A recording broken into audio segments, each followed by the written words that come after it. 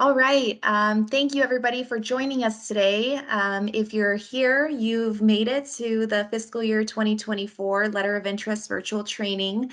My name is Alicia. I'm a grant loan analyst here with our program, and I'm going to go ahead and get us started. So we'll go to the next slide, please. All right, just wanted to cover a couple of housekeeping items today. Just wanted to let everybody know that this training is being recorded, and we will be sending out a link to this recording in a follow-up email. We just wanted to also let you know that the slides are available in the chat. I'll also link them again if you aren't able to see that. Also want to let you know that everybody is currently muted and videos have just been disabled. What we're asking is for you to add any questions that you might have into the chat box, and we will address them at the end. Next slide, please. Okay, we're gonna cover a few things today. Just wanted to give you guys a quick background of our program, just kind of the LOI timeline. So from the time that you submit the LOI, giving you some information about those forms, specifically the Clean Water SRF LOI forms and the drinking water forms. And then again, we will be having a question and answer session at the end. Next slide, please. And you will also be hearing from several of us here at the program.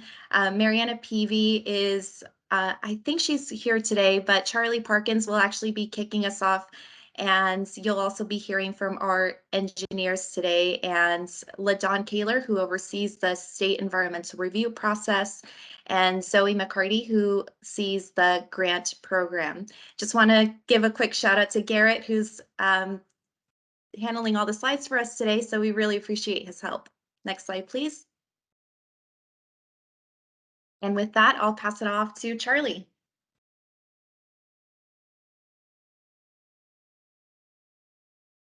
Hello, everybody. I am Charlie Parkins, the Grant Loan Supervisor for the Idaho DEQ. I just want to confirm, can everybody see the slides? Because I cannot.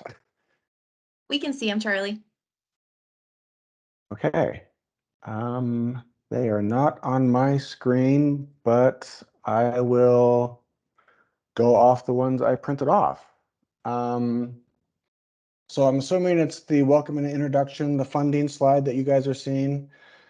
So, as you all know, we are coming off the ARPA funding this last year, and it was kind of an eye-opening experience to see how much need was out there. We got a lot of money, but we were unable to help all the systems, but we were able to knock out several of the systems and provide some funding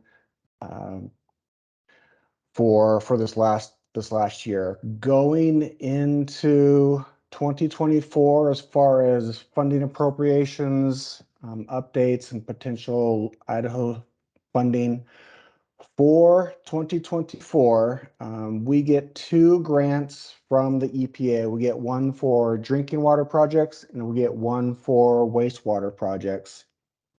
And on average, we get about $7, $8, $9 million to fund drinking water projects, and then one for the wastewater projects. Last year, we also passed the bipartisan infrastructure law bill was passed, which gave us some additional funding. We got some supplemental funding along with some emerging contaminant funding and lead funding that I'll be talking about a little bit later on. The supplemental funding is basically just more funding that we're adding to the existing, typical SRF grant that we get every year. So for 2024, we will have approximately $30 million for drinking water projects and around 15-ish for wastewater projects. Some of this does depend on the repayment dollars that we get in, so those numbers could go up or down, but we should have about that much funding for 2024. For the emerging contaminant and the lead service line funding that we are hoping to get, we actually have the letters of interest out for public comment right now. So if you have the opportunity, or if you think you'll be looking to move forward with an emerging contaminant or lead service line funding project, please take a look at those LOIs. And they will be due the same time that the normal SRF letters are due. For for those both pots of money, there will be a presentation on November 28th, where we should have a better understanding of how much we'll be getting, and it'll be a good time to ask some questions and get some answers for those two pots of money. We're estimated to get around 28 million for the lead service line. That is depending on how much demand and need there is in the state of Idaho for that. And for the emerging contaminants, it's going to be about 7 million on the drinking water side and about 500,000 on the wastewater side for emerging contaminants. So again, those letters of interest are available online for the public comment period and will be due with the typical SRF LOIs in January. So next slide. Hopefully you're seeing the timeline for the LOI process, and I'm just going to give you a 30,000-foot view of the annual process that we have. So back in October, we sent out notifications to all the communities that the letter of interest period was starting up. We're in the November-December timeline of where we're doing some presentations on those LOIs. Those LOIs will be due on January 13th. From there, it takes about 6 weeks to rank and rate those letters of interest. Around the beginning of April, we will put out for public comment the IUP or the fundable list and the grant priority list.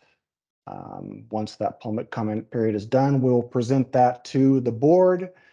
The board will then finally approve it, and then starting in June, we'll notify the systems whether you fell in the fundable range or outside the fundable range. So that's kind of a 30,000-foot view of the annual process. Next slide is the priority list, final fundable list, and intended use plan. So I just want to dive a little bit deeper into how this is put together. So when the LOIs come in, it takes about 6-7 weeks to rank and rate those. A couple of things to keep in mind. It is based on severe issues all the way down to minor issues. So the systems with a higher level non-compliance will rank pretty high, or if there's any kind of health issues, those systems will rank higher. For the systems that are just maybe putting in bigger pipes or something, then those will rank a little bit lower on the IUP. Unfortunately, we don't have a bottomless bag of money, so we can't get through all of them, but those that rank towards the top will be in the fundable range. So that is the primary way of how the LOIs are ranked. A couple of things that come into play are the readiness to proceed. For example, if a system may rank higher than a system below them, but the system below them has completed the facility plan, they have their ability to incur debt, they've gone through the environmental review, so they're kind of in a better position to move forward and use those funds immediately. There is a chance those systems could be pushed above a system that ranks higher than them. So readiness to proceed is a big thing. The draft will go out for public comment. It's a good idea to, pull up that public comment period. Just make sure that the LOI that you submitted is in there and all the numbers that you put in there are correct. It does go around through several different sets of eyes to make sure that we have everything correct, but it's pretty easy to, fat finger a number or something. So make sure that your LOI is on those, whether it be a loan or a grant list, and make sure the numbers that you put in there are what we have on our list as well. Again, once the draft is done, it goes to the DEQ board in May. From my experience, the board usually just approves the list. They sometimes have some questions, but not necessarily moving any systems around. So once the board approves it in May, then that's when the final IUP and grant priority list are set. And then again, in June, we will send out the fundable and non-fundable letters to all the systems, letting you know that the board has approved the list and to go ahead and start, getting applications submitted and all that kind of stuff. Next slide, rating criteria and rating process. Again, just a reminder that the LOIs will be due January 13th. It goes through the ranking process. The ranking and rating is very much a collaborative effort between the state office and the regional offices. The regional offices have more of on-the-ground experience, more in-depth knowledge of what is going on with the systems, so they are able to apply their knowledge and verify that any of the points that the system is indicating on their letter of interest are in fact true. Just a reminder, as you're submitting those letters of interest and filling them out, make sure that any points that you are trying to get, that you're providing documentation for those deficiencies if you're claiming points for those. And from there, the process just ensures that the systems that are at the top of the list are taking care of any public health concerns, environmental concerns that are in compliance with IDAPA rules and all that kind of stuff. So that is the kind of the in-depth view of the rating criteria and the rating process. And speaking of the rules, I believe Michael will take over from me and discuss some of the rules. So I'll turn it over to you. Good morning, everybody. We can go to the next slide, Garrett. And yes, what I'm pointing out here with this information is that actually our rating criteria is based on these two rules. We do not just get to decide what we think is how systems should be ranked in this process. We have to work from the rules that give us the categories that we can assess systems and the amount of points that we can award in each category. And from there, we develop the list that Charlie talks about. We can go to the next slide, please. So we're going to start by going through the Clean Water State Revolving Fund loan forms. I know a lot of you are here probably to hear about the money and how much we have. I'm going to help you try and go through or walk you through the forms that we put out there to help you procure some of this money. As Charlie said, my name is Mike Stambulis. I've been helping the grant loan program review the LOIs submitted for quite a number of years. And every year we reassess the forms and did they give us the information that we're looking for, and assist us to address the projects that will provide the greatest environmental impact and protect public health. So the reason why we're doing this again this year is not just because of sources of money change, but because we do tweak these forms a little bit every year to try and make them more clear, and rank the systems appropriately within the guise of those rules. And Alicia just provided a link to those forms in the chat if you'd like to follow along. So the next slide will show us where we get started. We start with the project information, the background, and you'll notice a new question this year is that about the very first question is regarding the Leading Idaho Initiative grant funding that Charlie mentioned. If you would like your project to be considered for this fund, if we get an allocation there, we would ask you to designate it at the top of this form. And then the other thing I'd point out on this particular page is that we do have, we ask for your, if you're permitted at the bottom of it, If we now have the IPDS program, you might have a permit under that, but if you're on tribal land, you might still have an NPDS permit number to provide in there as well. Moving on with this sixth section that continues with project information. If you're at this point, you very likely have a DEQ approved facility plan, or you are close to having your facility plan approved. So to help us get an idea of what your project will be addressing, we ask for a little bit of background information from those facility plans. The first question is asking for your anticipated problems. The second question is asking for your the alternative selected to correct those identified problems. This information really helps us set the bar to evaluate how we're going to allocate the points. A new question in this section, though, is regarding emerging contaminants. Two examples are PFAS and pharmaceuticals. If you're going to address them as part of the project, there might be an additional pot of money. We don't have bottomless bags, as Charlie indicated, but we have a lot of different bags this year. And so if you are going to address any of those contaminants, we ask you to contact the grant loan program to discuss if there's any additional funding opportunities that we can provide for you. The next slide gets into something else that Charlie mentioned. Readiness to proceed is a very important consideration for how we allocate funds. The questions in this section help DEQ assess a system's readiness to proceed with the project that they're proposing. And readiness to proceed would improve facility plan and environmental review. So who gets at that? Have you already gotten that? And is it less than 5 years old? So still what we would consider current?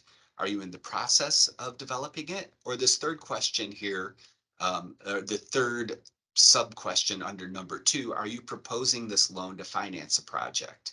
Just wanted to provide some clarification. These aren't always worded clearly. That is, are you asking for a loan to finance the portion or all of the facility plan and environmental review, because those are loan eligible as well if you have not yet completed them. And then the final question on this page is regarding to non-point source applicants. And after that, we're asking you, that was not the final question, but we're asking you, when will you be ready to begin your project design, and when will you be ready to begin construction? And that can affect the how we sort projects and how we award finances.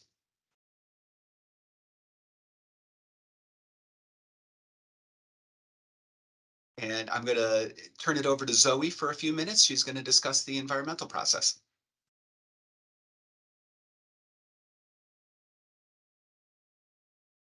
All right. So before we go into the environmental process that LaDawn's going to cover, we're going to talk a little bit about the planning grant LOIs.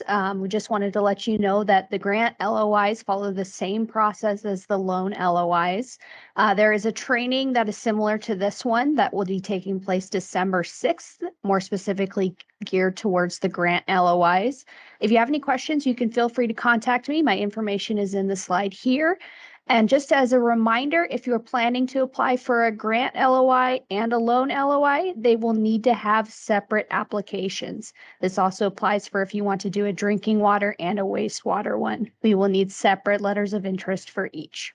So now I'm going to turn it over to LaDawn to talk about the environmental review. Thanks, Zoe. Garrett, can you move to the next slide, please? Thank you. So many of you are probably familiar with the state environmental review process. This typically happens during the planning grant process that we are often part of the funding for. And the environmental review has to be done before the loan funds can be used for construction of the project. And so we just kind of want to update you guys on this. It's basically the same as usual. It's just a little timeline of the process of when I would get roped into the planning process for these projects. And I've worked with many of you before, and I think we've done a really good job at making sure that we head off in time some of these things and some of these questions. And even though this is typically the process, if you would like to loop us into the environmental review process earlier, So maybe at the start of the facility planning, you have some questions about what the project might look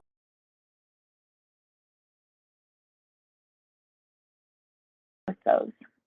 Next slide, Garrett. So just to give you guys a little update on how many reviews have been completed over the last few years, and as what type of determination. This is just a little graph to give you an update on those. And we have seen kind of a steady stream of them, but I will say that I'm seeing more and more with the current uptick in funding that we have available.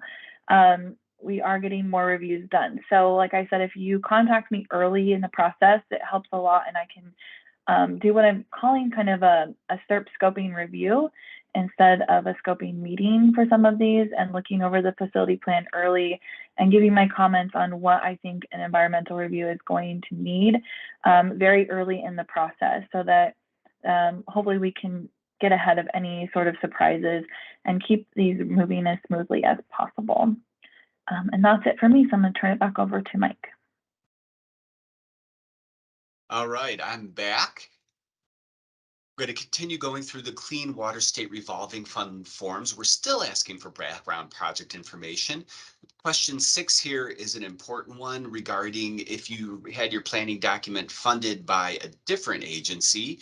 We would ask that you reach out to DEQ to ask if the planning document may need modifications. Different agencies have slightly different requirements for their planning documents, and we just, and especially if you're pursuing a loan in the SRF program, we'd ask that you contact us to make sure that your facility plan has all the bits and pieces we need to move forward with a loan project.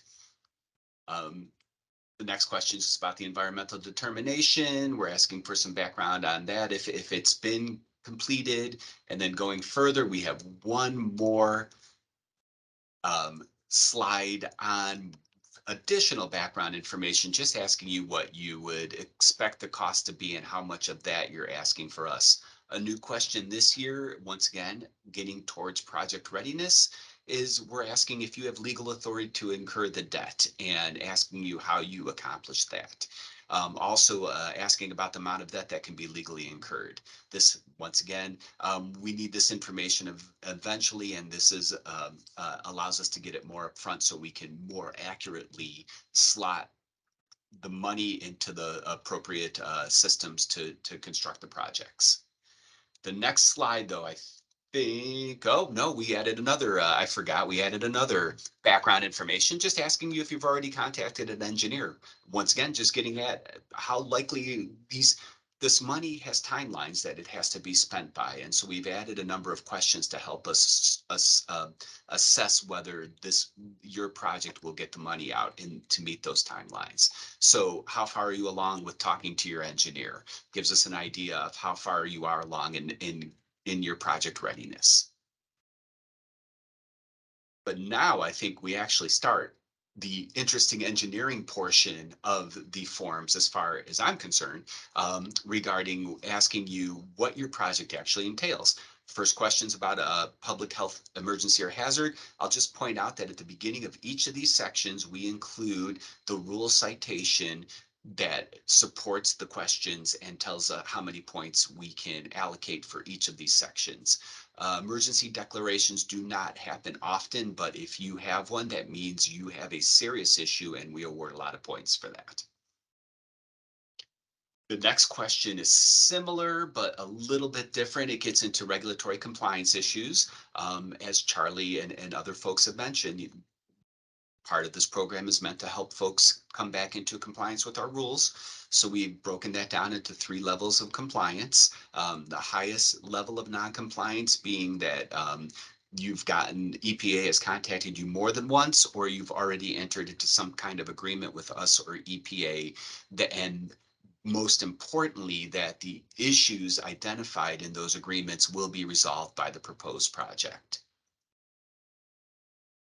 We also wanted to acknowledge that while systems might have compliance agreement schedules, consent orders, they vary in how well they follow those agreements and consent orders. And so these next two questions are trying to award points for folks who are following those those um, those documents. So the first question, if we haven't had to go to any type of litigation or take you to court to get you to follow that agreement, we're going to give you some points.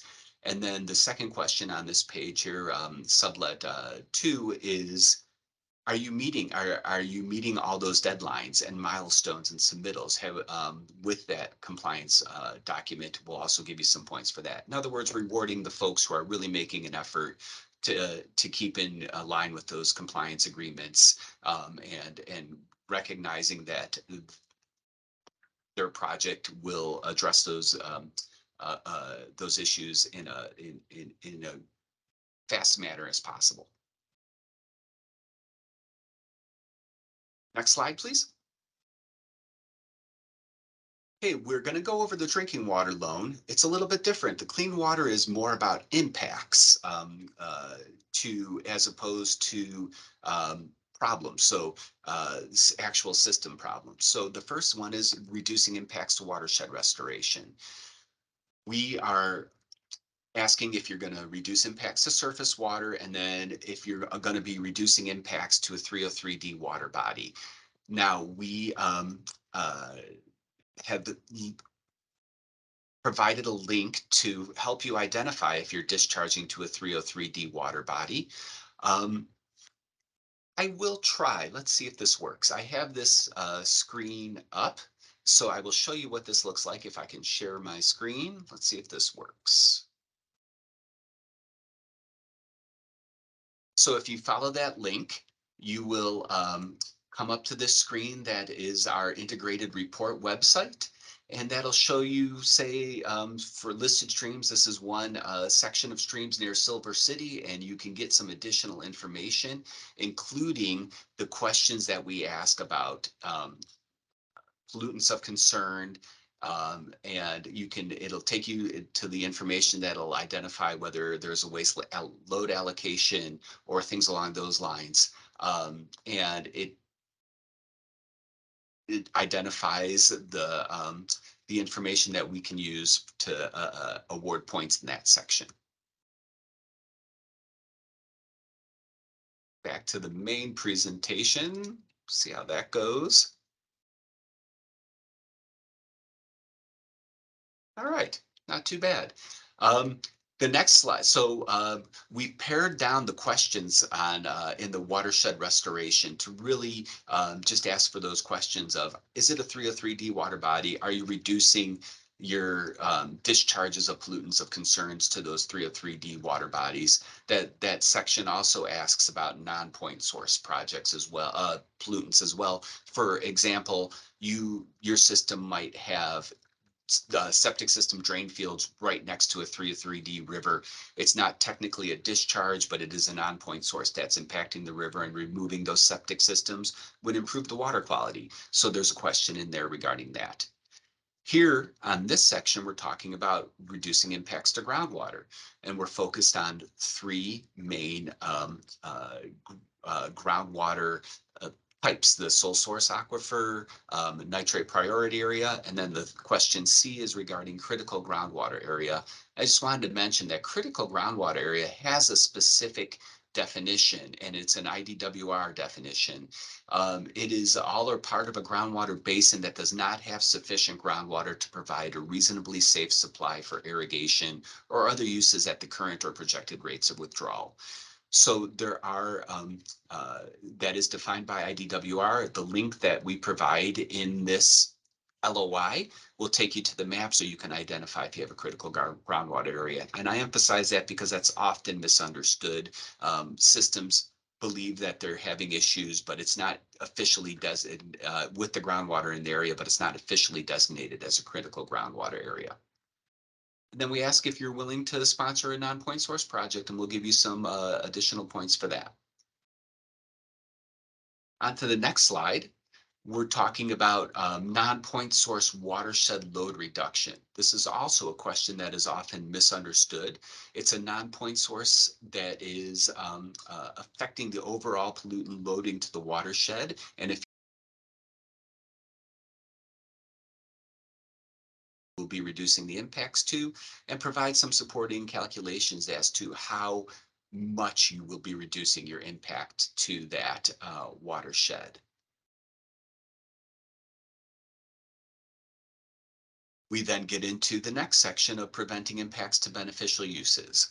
The, the question one here is trying to address projects that don't fall, that we've often had hard times funding, especially for the first question for recycled water systems. If you're planning to pull out of the river and start a new recycled water system, that can be beneficial to the river.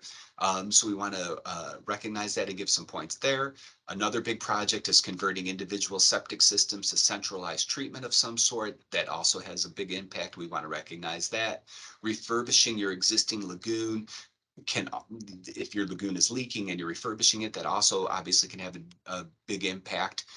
But this is one section that was, again, often not answered clearly because the questions weren't clear. So we've tried to change that and streamline a little bit, especially about the beneficial uses. The streams are assigned beneficial uses under the water quality standards. So if you look to the stream that you just charged to and you notice that you are designated for aquatic life, recreation, or some other designation as a drinking water source, and you can describe how your project will reduce impacts and improve those beneficial uses, you can get points awarded for that section.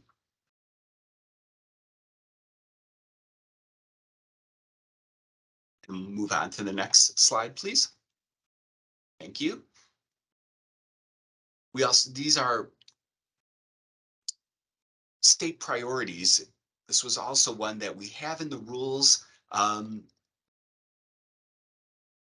If you know that you are discharging or affecting something that has a special status of waters or uses of those waters, we would ask that you describe and attach documentation.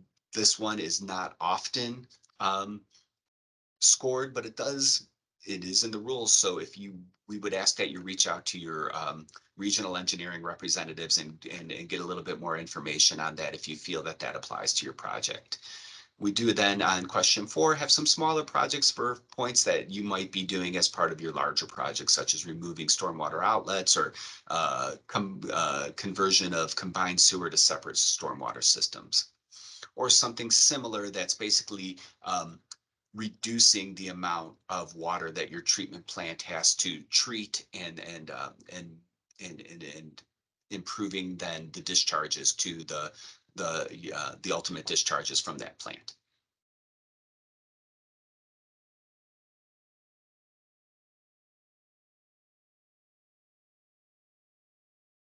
Develops and reviews this section is not available today, but this is so he has really reworked the green infrastructure section over the last few years. It is very important to EPA that we support their green infrastructure efforts. And these next few slides, I'm not going to really go over them in detail, but they provide a lot of ideas or things that you might be doing as part of your project that fit into these sustainability efforts, including just starting with just solid planning for your system, capital budget, rate studies, asset management plans. These are all things that EPA recognizes as sustainability because the better you prepare your system for moving forward in the future to fund projects and to identify potential issues in the future, the more sustainable your system is. There's also the next few sections are about water conservation, energy conservation. I feel these are pretty self-explanatory, so I don't want to go through all of them, but always you can contact Nicholas Hebert if you have any questions on whether your project might fit into these or what the question might be getting at. Go to the next slide.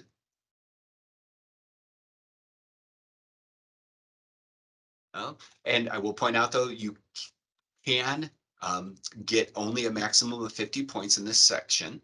We do ask that you estimate the budget that for each of these sections that it will take to accomplish these goals, because if you don't dedicate any budget to it, it's unlikely that you'll accomplish it. But things that any type of project might include, like variable frequency drive pumps or things along those lines, that can qualify for points under this section.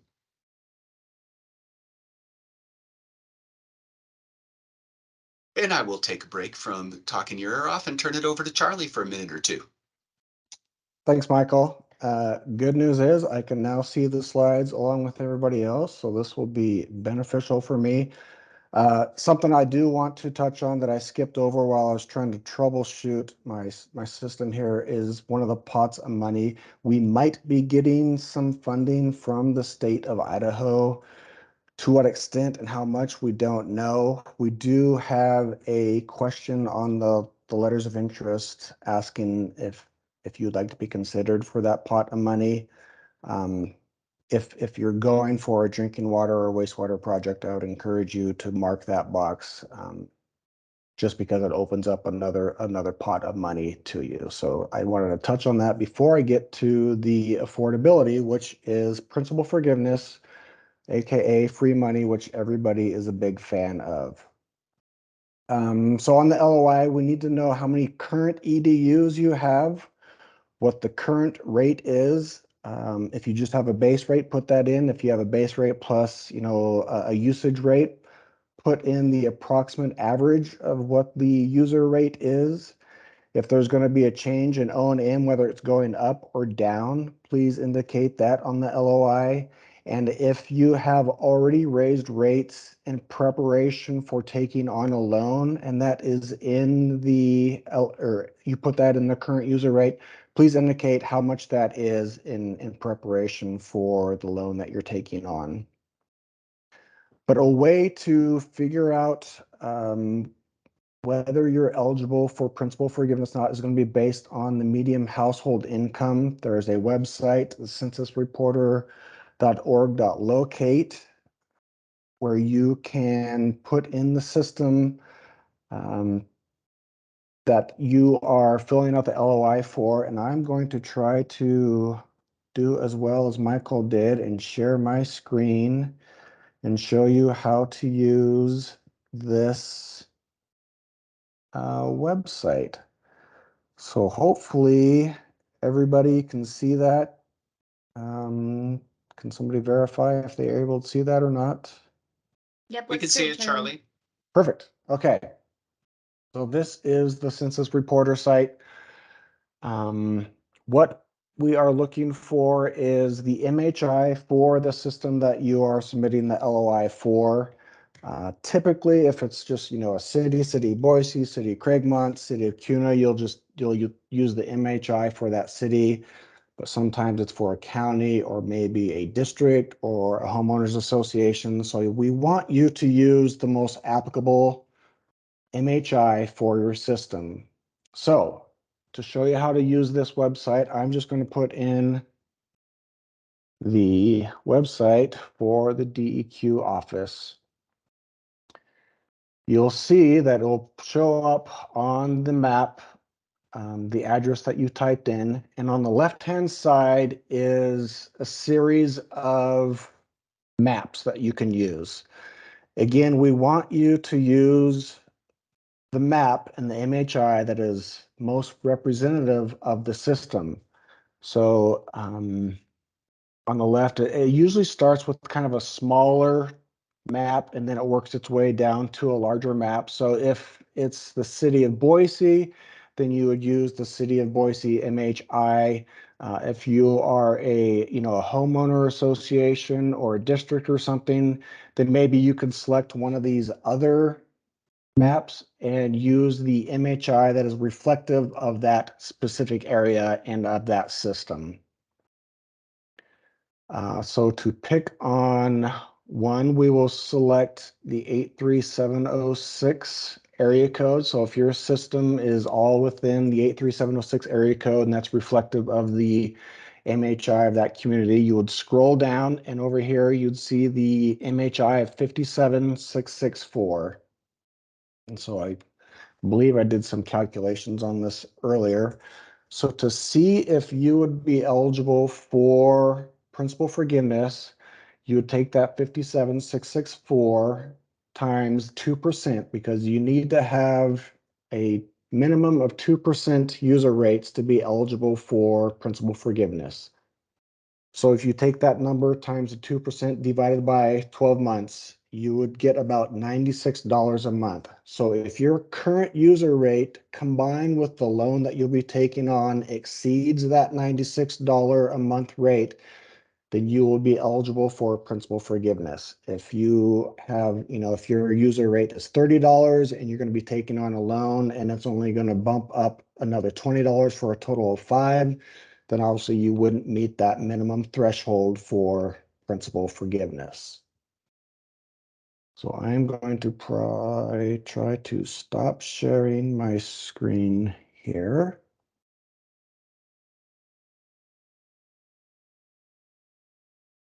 And Garrett, if you go to the next slide.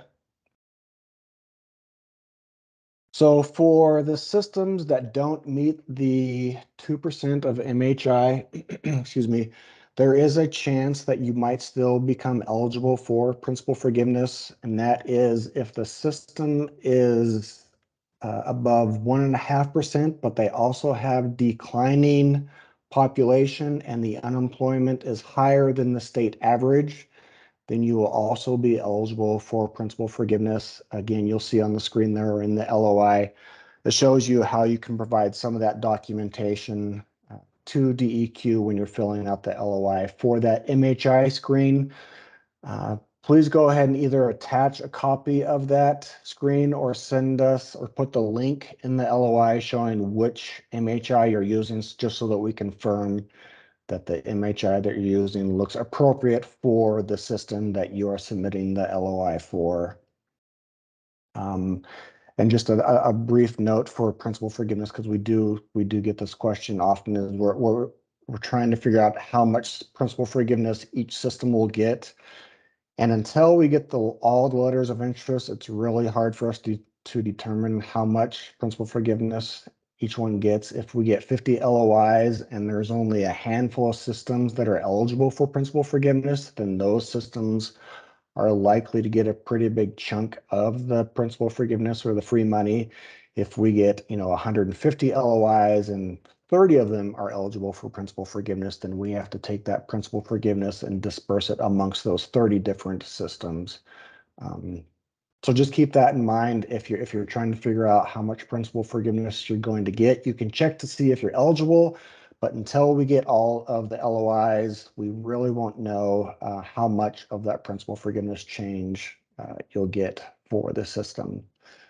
And I believe that was it for me. I guess another quick note, if the MHI that you are seeing on the Census Reporter site isn't really reflective of the system, contact us and we can allow for income surveys to be used instead of the MHI that you're seeing on that Census Reporter site. Outside of that, I think that is it for the affordability and the MHI. And so I'll turn it over to the next person. Which is me again. Unfortunately, I don't get to talk about free money. I get to talk about engineering. Not nearly as exciting. I did want to emphasize, I know I went through some of the clean water information pretty quickly. And while we do provide some resources, we do encourage you, every regional office in our state has a surface water staff on there.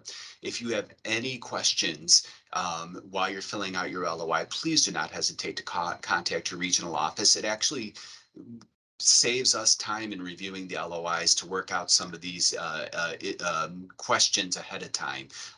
So once again, I can't emphasize enough, we're happy to help. And we can, those folks in the regions know which streams are 303D certified. They can confirm what the pollutants of concerns are, and on around those things. So you're more than welcome to use those tools and learn how to do it yourself, or give us a call. We'll be happy.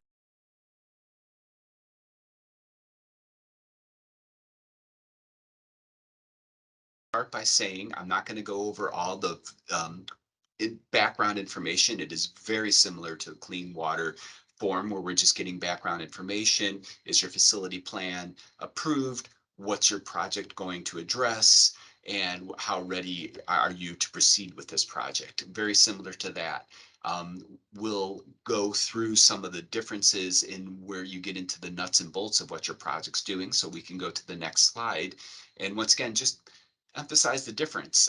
Clean water focuses on the impacts to where you're discharging your wastewater from your treatment plant, and whereas the drinking water rules and forms focus more on public health risks and the actual condition of your system.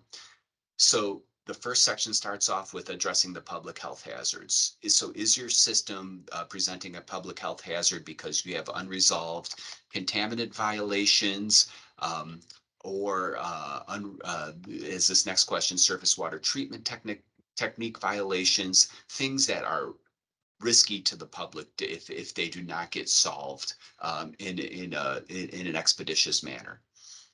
This section continues if you can go to the next slide, please, Garrett. Low pressure recordings. And so once again, we try and tweak these just to be more clear on what we're asking for. So we're actually asking for 3 or more pressure recordings less than 20 PSI that you've actually had documented.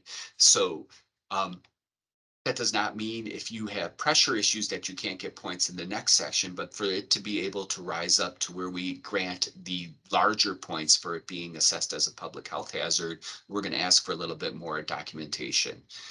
The next question is a loss of source or reduction of source capacity necessitating water rationing. It's kind of a specific scenario. You might have source issues and might still get points in the next section, but this is for example, a few years ago, we had wells that were losing capacity due to earthquakes. That's the kind of things that we're asking, trying to get at in this question, that your source is actually used to pump at 200 gallons per minute, but something happened and now you can only get 50 gallons per minute out of it, things along those lines. Then the next question is about other defects. So it's the catch-all question, but we're going to ask for some kind of documentation. And a significant deficiency documented in the most recent sanitary survey, but important that it has not been resolved yet, and that this project will resolve it. Last question on this one that I'll go over is also documented of unregulated contaminants that have been shown by EPA to be a risk to public health. Once again, this is for like PFAS or emerging contaminants, and this might actually be, well, I'll say this, but I don't know for 100% sure if drinking water also has money to perhaps address these in a separate bag. I think it does, but I'm not 100% sure on that. We can go to the next section. So that was, as I said, section A, public health hazards. Section B, system issues is what we're focusing on here, but not quite rising to the level of public health hazard. So your treatment facilities don't meet our rules, but once again, are not necessarily causing an MCL violation. This is where if you see question 2, you have source deficiencies, but that are not causing issues yet, but require you to evaluate and perhaps add additional sources. Redundancy is a big one that a lot of older systems do not yet address because they were constructed before our redundancy rules came into effect.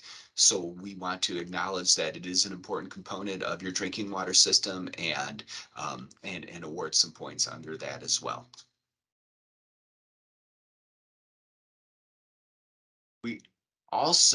I did not include the sustainability green infrastructure efforts on these set of slides. It is very similar to the Clean Water Act as well, encouraging you planning as part of your facility plan study, encouraging you to undertake methods that use less energy and provide a sustainable project. But this is section is skips on then to the consent order, compliance agreement schedule, or court order. Although the points are different because the rules are different, with this high level non-compliance, we're trying to get at the same ideas. If you are under high level non-compliance, but you're following those agreements well, we're going to give you more points. And that is a change from years past where everybody got the same points if they were under, let's say, a consent order. In this case, you're under consent order, you'll get 10 points. If we haven't had to take you to court, you'll get an additional 10 points. And if you've been able to meet all the deadlines, milestones, and submittals to date that are required by that consent order, you'll get an additional 10 points. The drinking water form, the drinking water rules also allow us to add some bonus points and incentives. So not a ton of points, but they can add up, and they're rewarding systems that are taking the steps that we believe lead to better operated systems and less problems in the future. One new one to highlight this year is that we added question 6 about the active board members in your controlling government body, whether that be a city council or a water board. Are they completing at least 3 professional development credits that allow them to better oversee the drinking water system? So once again, just trying to come up with different ways that we feel lead to well-run systems that will hopefully prevent problems in the future.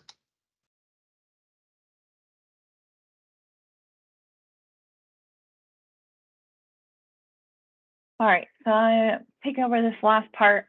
We're getting near the end. So just a reminder that this is at the end of every LOI form. Make sure that it's filled out if you are the one filling this out for a system or you are part of the system. And if it's not, I will be reaching out to you to ask for this information. Next slide, please, Garrett. All right, so the big one, the submittal deadline. I know we've mentioned it before, but January 13, 2023, by the end of the day, which as long as we get it on the 13th at some point, that will be good enough. And this year, the email address has changed to our grants and loans email so that if I'm out of the office or something, nothing gets missed. So you will attention to me. If you're sending it in, if you're emailing, please use that grants and loans email address or give me a call if you've got questions about submitting. I would like to note that once they are submitted, I do send a follow-up email letting you know that I've got the LOI and I've looked through it, and we'll be following up if we have any additional questions regarding the letter of interest. If you do not hear back from me, usually within 1 business day, please follow up to make sure that your submission is not missed. We've had in the past where the wrong email address was put in, or there was some sort of firewall blocking a submission from somebody, or it was just too big of a file. So if you, like I said, if you don't hear from me or one of us back within 1 business day, please reach out, please give me a call, send me a follow-up email. Let me know if you haven't heard from me that you've submitted something and you just want to make sure that we've got it. We're usually pretty good at following up. I will always send an email back to everybody on the contact list in case one of those people that initially sent the email with the LOI is not available, and so on. The other thing that we want to make sure that you know is that there is technical assistance available for helping fill out the letters of interest. If you are interested in technical assistance for help on this, please reach out to us. You can, again, contact us via that same email address. Next slide. And to just highlight our state office contacts.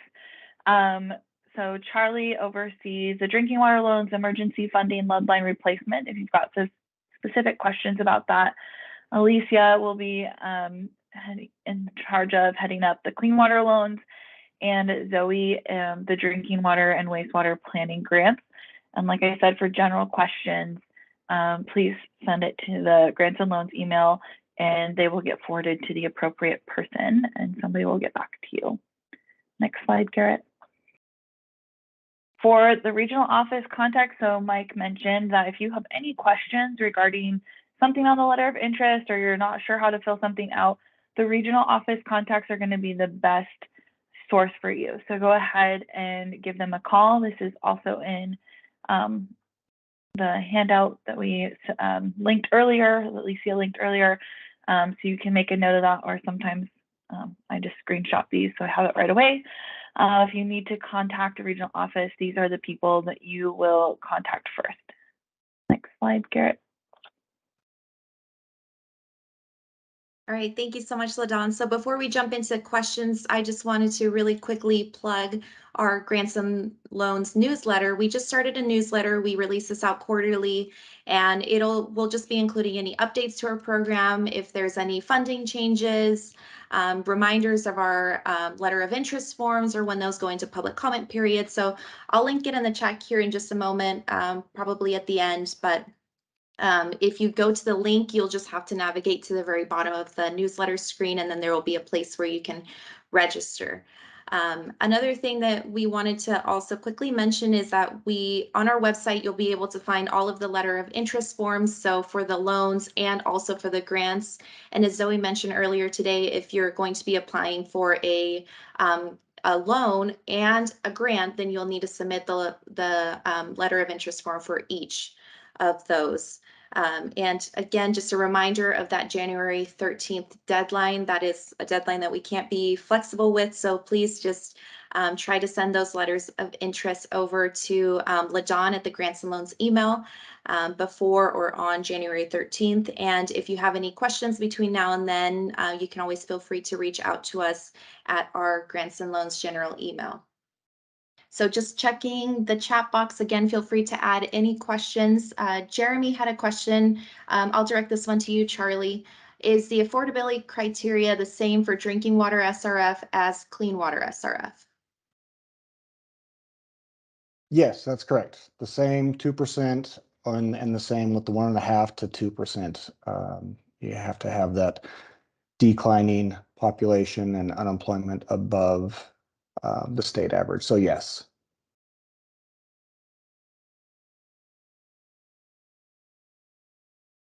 Okay, so it looks like I just got a message from LaDawn that we have enabled mics. So if you'd like to speak or ask a question for all of us here, feel free to raise your hands or unmute your mic. You can also keep adding any more questions to the chat box.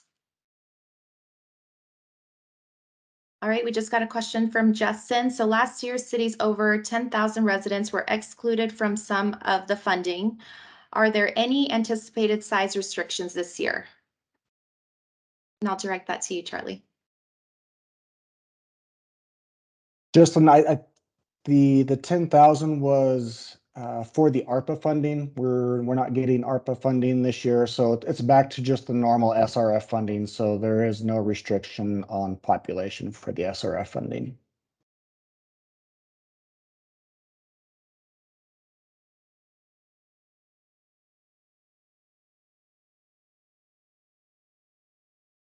I'm going to give a couple minutes if any other folks have any follow-up questions.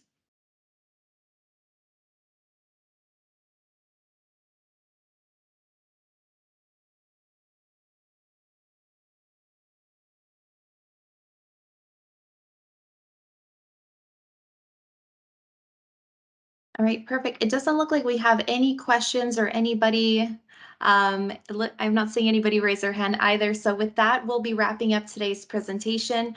Again, just feel free to contact us if you have any questions while you're filling out those letters of interest, or there's still some folks that are working through our application process with the grant and the loan program. So our email address is there, and I will be linking all of the links that we discussed today in the chat box, and we'll be sending out a recording via email. Thank you, everybody.